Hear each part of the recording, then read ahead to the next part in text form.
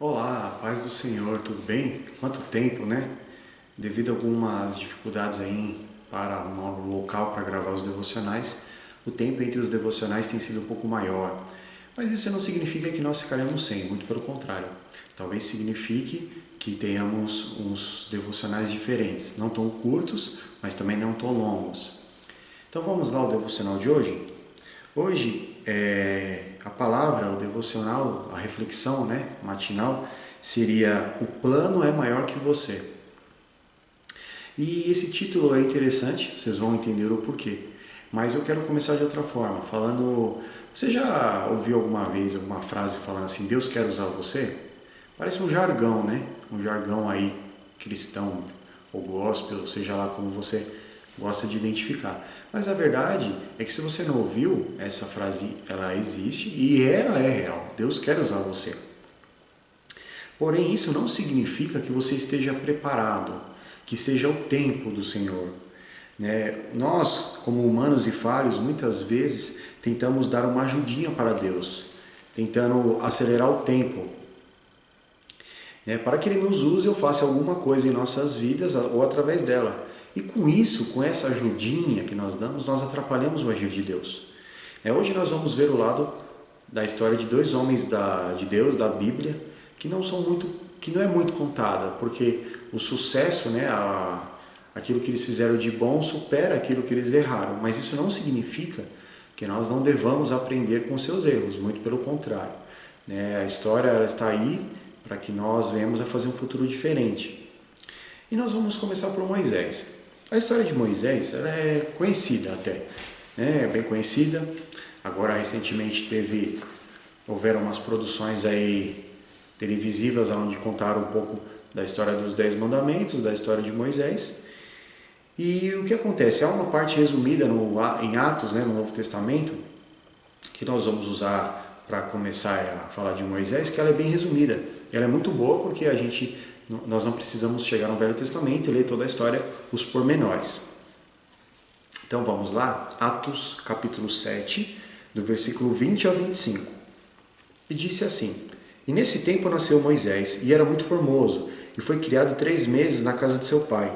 E sendo enjeitado, tomou a filha de Faraó, e o criou como seu filho. E Moisés foi instruído em toda a ciência dos egípcios, e era poderoso em suas palavras e obras. Olha o que está escrito aqui. Moisés era poderoso em suas palavras e obras. Guarde isso. Quando completou a idade de 40 anos, veio-lhe ao coração ir visitar os seus irmãos, os filhos de Israel.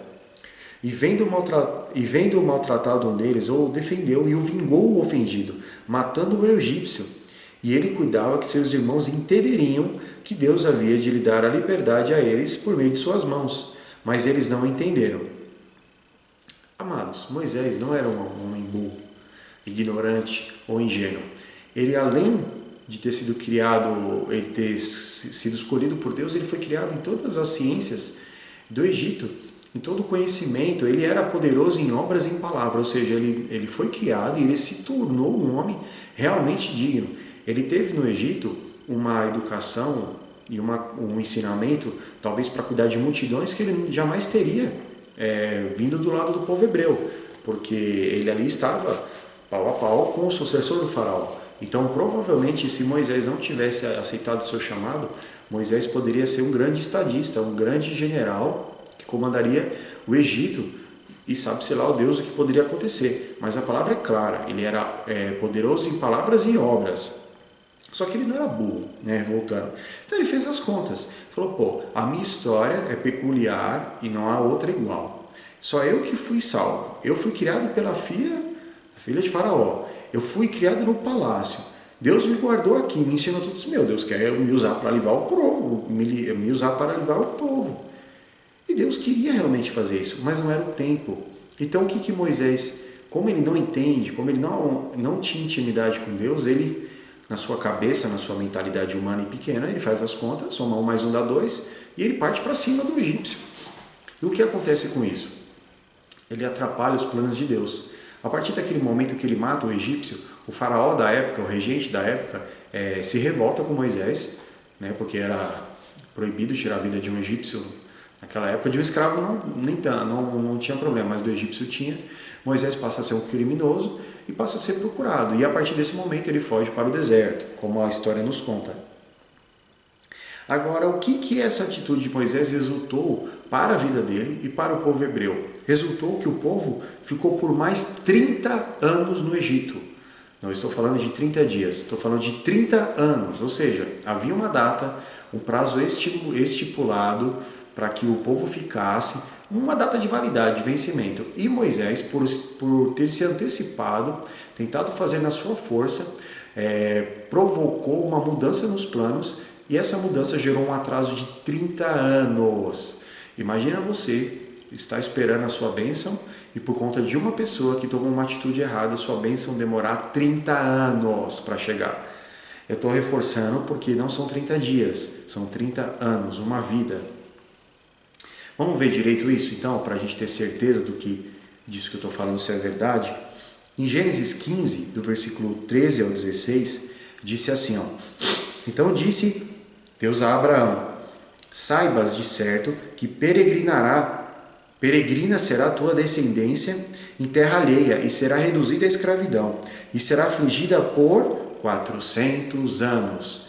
Deus está falando para Abraão, olha, eu vou fazer você uma grande multidão, aquelas coisas todas, sai da tua terra, da tua parentela, da tua casa. Só que Deus fala, a tua descendência será peregrina em terra alheia por 400 anos. Aí vamos continuar aqui. Mas também eu julgarei a nação a qual ela tem de servir, ou seja, o Egito. E depois sairá com grande riqueza, como foi. E tu irás a teus pais em paz, de boa velhice será sepultado. E a quarta geração tornará para cá, porque a medida da injustiça dos amorreus ainda não está cheia. Olha que interessante, a gente não costuma ouvir essa parte. Por que o povo de Israel peregrinou 430 anos, tirando o erro de Moisés, 400 anos, no Egito?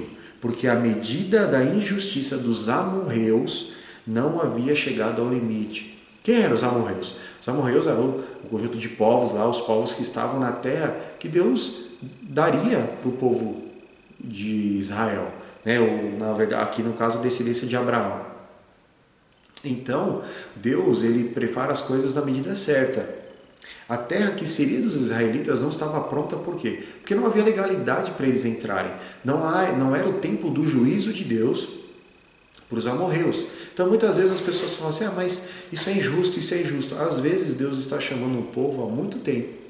E por conta da sua longanimidade, algumas coisas parecem ser uma forma de aprovação, mas não são. E aí o que acontece? Chega a um determinado limite que Deus arranca algumas pessoas de suas posições e colocam outras ali, que inexplicavelmente não teriam, por força humana, chegar naquela posição. Mas por que Deus põe? Para julgar aqueles que não ouviram a sua voz e para exaltar o pobre e o humilde também. Segundo o que Deus havia falado para Abraão, né? Abrão, no caso, ainda era Abrão, havia ainda 400 anos de bônus para que os amorreus tivessem tempo de se arrepender. Mas não foi isso que aconteceu. Então a longanimidade de Deus, na época que Deus chamou Abraão, ainda durou 400 anos. Agora vamos lá em Êxodo 12, 40 e 41. O tempo que os filhos de Israel habitaram no Egito foi de 430 anos.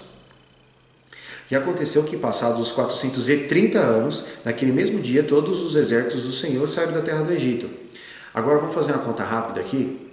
Se Deus chamou Moisés depois de ele estar 40 anos no deserto, isso significa que Moisés tentou fazer as coisas 10 anos antes.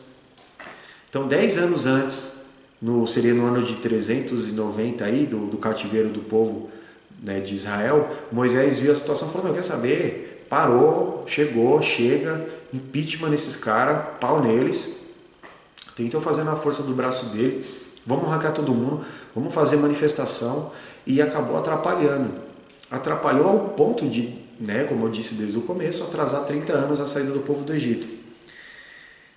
Então o povo pereceu mais do que deveria, mais do que era necessário, por conta do erro de uma pessoa. Atos 7, 22 e 24. E Moisés foi instruído em toda a ciência dos egípcios, e era poderoso em suas palavras e obras. Mais uma vez, lembrando, poderoso em suas palavras e obras. E quando completou a idade de 40 anos, veio-lhe ao coração ir visitar os seus irmãos, os filhos de Israel. E vendo, maltratando um deles, o defendeu, vingou, ofendido, matando um egípcio. Quando fala assim, veio-lhe ao coração ir visitá-los, eu acredito já ser o Espírito Santo já levando aqui, o Senhor, Deus já o levando a conhecer o povo. Mas não era para ele chegar e tomar partido, era para talvez nesses 10 anos ele ser preparado, ouvindo as histórias, conhecendo melhor do Deus de Abraão, de Isaac, de Jacó, entendendo o que Deus já tinha feito antes, pela visão dos hebreus aqui, dos israelitas, para que as coisas acontecessem no tempo de Deus. Mas não foi isso que aconteceu, né? Ele tomou parte já e, como a gente viu, tentou fazer as coisas certas. Atos 27, 28 ao 30. A resposta do outro rapaz lá: queres tu me matar como ontem mataste o egípcio? E a estas palavras fugiu Moisés, esteve como estrangeiro na terra de Midian, onde gerou 2 filhos. E completado 40 anos, apareceu-lhe o anjo do Senhor, aqui uma representação do Senhor Jesus Cristo, na terra do deserto, no Monte Sinai, numa chama de fogo no meio de uma sarça. Então, havia uma necessidade de tirar toda essa pompa, imponência, autoridade e poder humano que Moisés adquiriu, e para isso o Senhor o permitiu que fosse ficar no deserto durante 40 anos. Nesses 40 anos, Moisés ele praticamente perdeu tudo aquilo que ele tinha. Ele passou a ser um homem mais dependente de Deus e tentou fazer menos as coisas no seu braço, apesar de que Moisés ainda dá alguns erros mais para frente, que não vão entrar aqui, que mostram que ele ainda tinha alguma coisa dentro dele, que às vezes vinha com ímpeto muito forte. Então, continuando aqui, tá? No Atos do 7, do 30 ao 36. Completados os 40 anos, apareceu-lhe o anjo do Senhor no deserto do Monte Sinai, numa chama de fogo no meio de uma sarça. Então Moisés, quando viu isto, maravilhou-se da visão, e aproximando-se para observar, foi dirigida a voz do Senhor, dizendo: eu sou o Deus de teus pais, o Deus de Abraão, o Deus de Isaque e o Deus de Jacó. E Moisés, todo trêmulo, não ousava olhar, e disse-lhe o Senhor: tira as alparcas dos teus pés, porque o lugar em que estás é terra santa. Tendo visto atentamente a aflição do meu povo, que está no Egito, eu ouvi os seus gemidos e desci a livrá-los. Agora, pois, vem, e enviar-te-ei ao Egito. A este Moisés, ao qual haviam negado, dizendo: quem te constituiu príncipe e juiz? A este enviou Deus como príncipe e libertador, pela mão do anjo que lhe aparecera na sarça. Esse anjo, lembrando, segundo teólogos, aqui é a representação de Jesus Cristo, tá? Uma teofania. Foi este quem os conduziu para fora, fazendo prodígios e sinais na terra do Egito e no Mar Vermelho e no deserto por 40 anos. Quem? Este quem? O anjo do Senhor, que seria Jesus Cristo. Agora, se você tiver curiosidade de ver a questão em Êxodo, do capítulo 12 e 13, você vai ver que quando Deus fala para Moisés: Moisés, vamos lá libertar o povo, ele fala: não, Senhor, eu não posso, eu sou ruim de palavras. Agora diz para mim, por que Moisés declara ser ruim de palavras? Ele declara que não poderia fazer isso, eu não sou um homem adequado para esse trabalho, sendo que anteriormente, 40 anos antes, a própria palavra diz que ele era poderoso em obras e em palavras. Ou seja, houve realmente uma purificação. Moisés entendeu que era impossível que ele conseguisse fazer o que ele achava que poderia fazer sozinho. O que Deus muda? Fala, em vez de você fazer sozinho, vamos fazer juntos. E aí acontece que o povo sai e vocês conhecem a história. Então, vamos entender assim que muitas vezes, e é o que Deus tem falado para nós, Deus tem um plano na sua vida, perfeito, legal, tem. Ele vai te mostrar, muitas vezes, ele vai te mostrar, você vai fazer as contas, você vai fazer as contas. Só que isso não significa que seja o momento. Não é porque você fez as contas, você chegou à conclusão que isso é o aval de Deus. Muito pelo contrário. Isso significa que você deve buscar a presença de Deus, a palavra, orar, se santificar, se preparar para que isso aconteça. Pois aí sim, quando você achar que... Porque a consequência de toda a busca diante de Deus é que nós somos incapazes de fazer qualquer coisa para Ele. Quando esse sentimento for verdade na tua vida, Deus vai te chamar. Deus vai te levantar naturalmente. Você não vai precisar se preocupar. Como foi o caso de Moisés. Não foi ele que foi atrás de Deus. Deus apareceu para ele numa sarça ardente. No monte que até então não era conhecido o monte do Senhor. Só depois disso que foi conhecido como monte do Senhor. Ou seja, Deus vai usar coisas naturais, coisas ordinárias, comuns, para transformar em coisas extraordinárias. Quando você for obediente e esperar o tempo do Senhor. Agora vamos, para terminar, falar tentar falar bem rapidinho, de outro homem de Deus, que é o apóstolo Paulo. O apóstolo Paulo, sem palavras, foi muito usado por Deus. A maior parte do Novo Testamento são de epístolas e cartas que ele escreveu. Ele foi um grande arauto do Senhor para a igreja dos gentios. E a maior parte do ministério do apóstolo Paulo foi na Ásia, Ele ficava na Ásia, nas igrejas da Ásia. Só que antes de falar da igreja da Ásia, eu vou ver uma situação com vocês onde Paulo tenta fazer na força do seu braço e não consegue. Ele tenta levar a palavra e ele não consegue. Vamos ver então? Atos 17, versículo 16. E enquanto Paulo os esperava em Atenas, o próprio espírito dele, se comovia em si mesmo, vendo a cidade tão entregue à idolatria. Vendo-o, ou seja, Paulo não ouviu o Espírito Santo, não recebeu uma revelação, ele viu, ou seja, ele teve uma percepção natural das coisas. Aí o que acontece? A partir do versículo 17 até o 30, nós vamos ver aqui muitas coisas, um texto grande, aonde não dá em nada. Por quê? Porque Paulo fez na força do seu braço. Então vamos lá, 17 ao 30. De sorte que disputava nas sinagogas com os judeus e religiosos. Paulo disputando, na força do braço. E todos os dias na praça com os que se apresentavam. E alguns dos filósofos, epicureus e estoicos contendiam com ele e diziam: que quer dizer este paroleiro? Ou seja, falador. E outros: parece que é pregador de deuses estranhos, porque eles anunciavam a Jesus e a ressurreição. E tomando-o, levaram ao Areópago, dizendo: poderemos nós saber que nova doutrina é essa que falas? Pois coisas estranhas nos trazem aos ouvidos. Queremos, pois, saber o que vem a ser isto. Pois todos os atenienses e estrangeiros residentes de nenhuma outra coisa se ocupavam, senão de dizer que ouviram alguma novidade. E estando Paulo no meio do Areópago, disse aos homens: homens atenienses, em tudo vos vejo um tanto supersticiosos. Ele fala de novo, eu vejo, ou seja, percepção natural. Mesmo que seja verdade, entendeu? Mas não era o tempo de Deus ainda nesse lugar. Porque passando eu e vendo os vossos santuários, achei também um altar em que estava escrito: ao Deus desconhecido. Esse, pois, que vós honrais e não conhecendo, é o que vos anuncio. O Deus que fez o mundo e tudo o que é nele, sendo o Senhor da terra, do céu e da terra, e não habita em templos feitos por mãos humanas, nem tampouco é servido por mãos de homens, como que necessitando de alguma coisa. Pois ele mesmo é quem dá a todos a vida, e a respiração e todas as coisas. E de um só sangue fez toda a geração dos homens, para habitar sobre toda a face da terra, determinando os tempos já dantes ordenados, e os limites da sua habitação, para que o buscassem ao Senhor, se porventura, tateando, o pudessem achar, e ainda que não está longe de cada um de nós. Porque nele vivemos e nos movemos, e existimos, como também dos vossos poetas disseram, pois somos também sua geração. Sendo nós, pois, geração de Deus, não havendo de cuidar que a divindade seja semelhante ao ouro, ou à prata, ou à pedra esculpida, por artifício ou imaginação de homens, mas Deus, não tendo em conta os tempos. Aí continua, tá? Até aí, por exemplo, por enquanto. Mas você vê o tamanho do texto que Paulo, ele usa de razões justas, verdadeiras, concepções humanas, mas faltava o quê? A guia do Espírito Santo, o poder do Espírito Santo, o direcionamento. Havia um tempo que não havia chegado nessa situação, e nós vamos ver o resultado aqui dessa atitude de Paulo, de ter feito as coisas no seu braço. Quando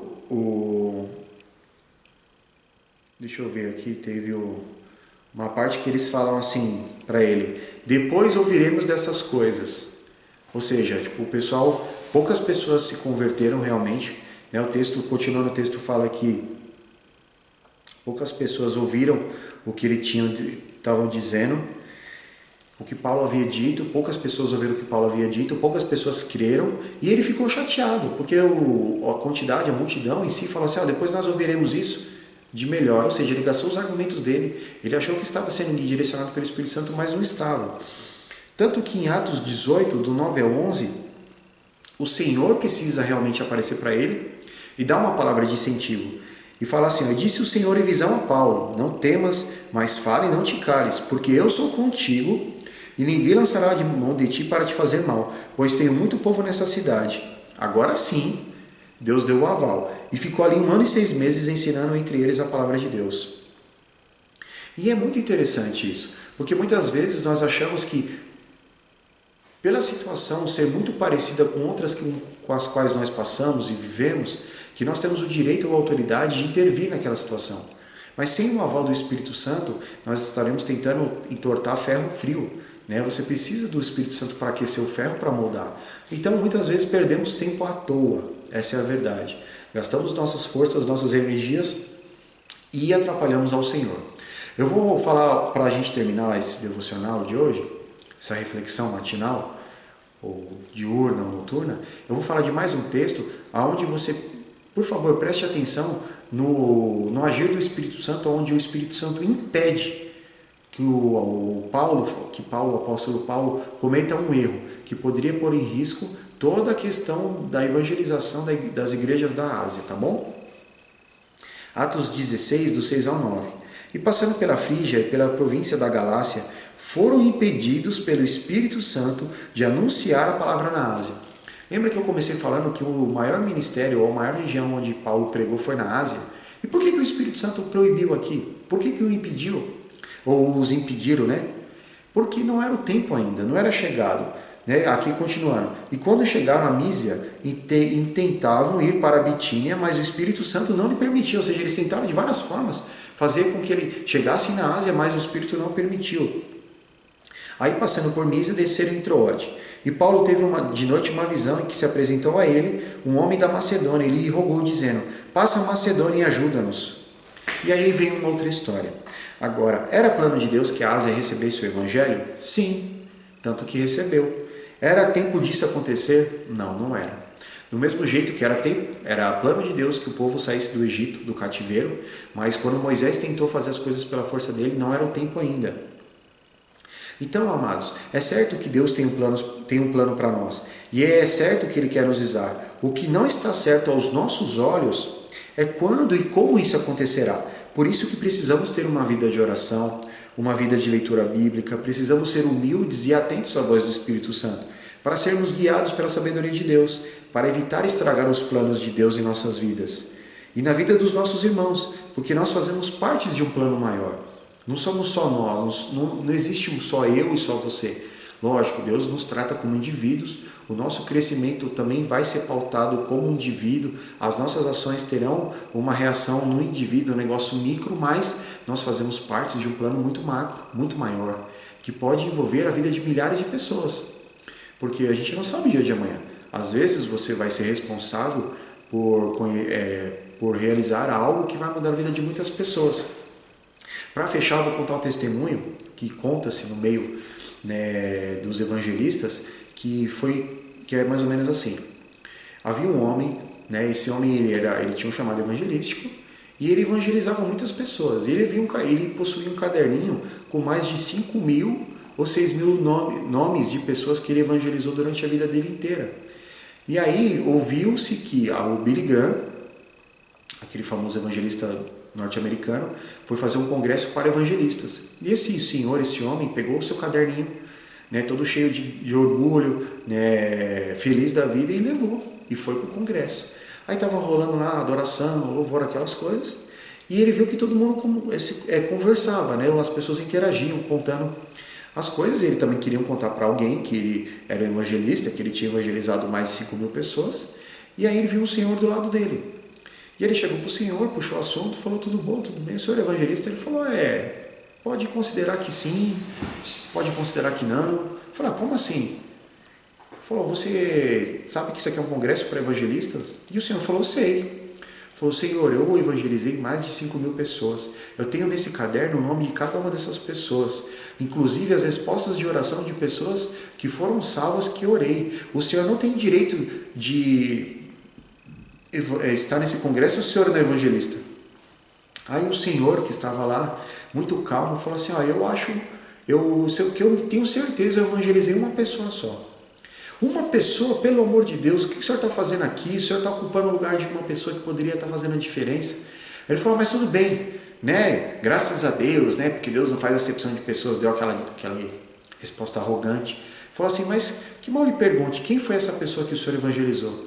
Aí esse senhor, cujo não aparece o nome, que as respostas são bem curtas, ele aponta para lá e fala, ó, eu evangelizei aquele rapaz ali, o Billy Graham. Então, a história acaba aí, né? Então não precisa se dizer mais. Com muitas e muitas vezes Deus vai usar as nossas vidas para fazer a diferença na vida de uma pessoa. E os números não são tão importantes quanto as vidas. Então, essa uma pessoa pode mudar o mundo. Pode vir ser um diferencial muito grande. E Deus usou a sua vida para alcançar ela. O que importa para nós em si é saber o tempo certo de fazer as coisas e como fazer. E aí, isso pode gerar muitas dúvidas, né? Pô, como que eu sei o tempo certo? Como que eu sei como fazer? Uns conselhos que eu posso deixar a vocês se Deus colocou algo no coração de vocês, procura se capacitar em relação a isso. Se capacite, cresça em relação a isso, procure entender como as coisas funcionam no natural. E quando chegar o momento certo, o momento das coisas acontecerem, você vai entender que haverá uma inclinação para todas as coisas e Deus vai começar a levantar pessoas para confirmar. Muitos têm ainda bloqueios em acreditar que Deus usa os filhos e filhas para falar, mas Deus vai usar. Deus vai usar pregações, Deus vai usar visões, sonhos, e você vai receber a confirmação daquilo que Deus colocou no teu coração. E aí será o tempo. Você vai entender que no tempo certo você não terá o sentimento de que é capaz de fazer sozinho. Você terá total submissão e temor a Deus ao realizar todas as coisas. E todos os frutos de todas as coisas que acontecerem serão dados a glória somente a Jesus Cristo. Toda a glória será dada a Jesus Cristo. Se você sair de um desses 3 pilares aqui, alguma coisa está errada e talvez não seja o tempo. Tá? Os 3 têm que andar junto. Você precisa ter as confirmações, você precisa crescer, você precisa ter a humildade de reconhecer que você não consegue fazer nada disso. E toda a glória precisa ser para Deus. Tá bom? Então, eu deixo uma pergunta para vocês aí. Será que chegou o tempo de Deus usar vocês? Deus quer usar a sua vida, mas será que é o tempo? Será que chegou o tempo certo e a maneira correta de se fazer isso? Pense nisso. Até a próxima, que Deus abençoe vocês. Até mais.